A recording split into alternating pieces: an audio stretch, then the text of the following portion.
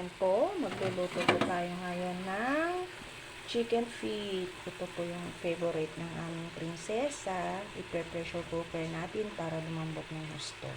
So, ang nilagay lang po dito, paminta, dahon ng laurel, toyo, suka.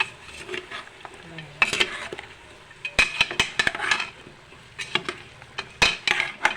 So, ayaw niya kasi ng ibang luto nito. Gusto lang niya talaga is adobo. Ayan. So, minsan naglalagay kami nito ng soda. Kaso, naubusan po yung tindahan namin. Wala po kasing deliver ngayon.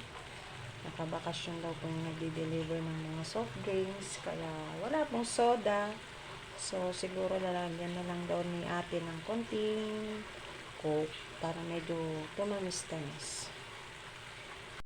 So, ayan.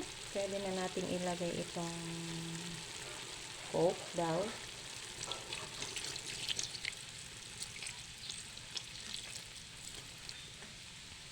And then, dagdagan natin po ng tubig.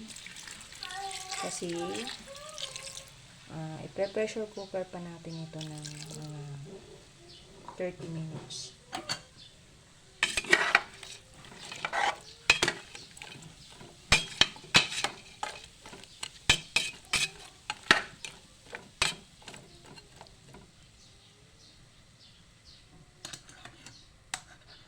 Ayan po. Sorry.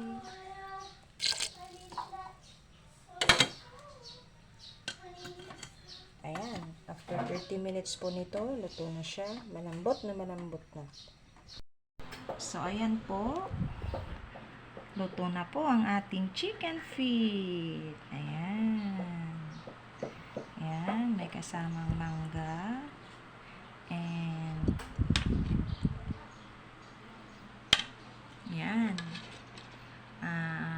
Ginisang mga talbos. Sari-saring talbos po yan. May saluyot, may alugbati, mayroong talbos ng patola. Yan. Hindi ko na po ito binidyo or binidyo yung pagkaluto nito sapagkat alam naman na natin madalas na akong nagbibidyo ng mga dinding. Yan. So, kain na po tayo. Magandang tanghali sa ating lahat. Ito, kakain ng aking prinsesa sa kanya pong favorite na chicken feet. Adobong chicken feet. Wow, wow. Ayan. Let's eat. Ayan. Simpleng mga luto sa tahanan ni Prinsesa Janela.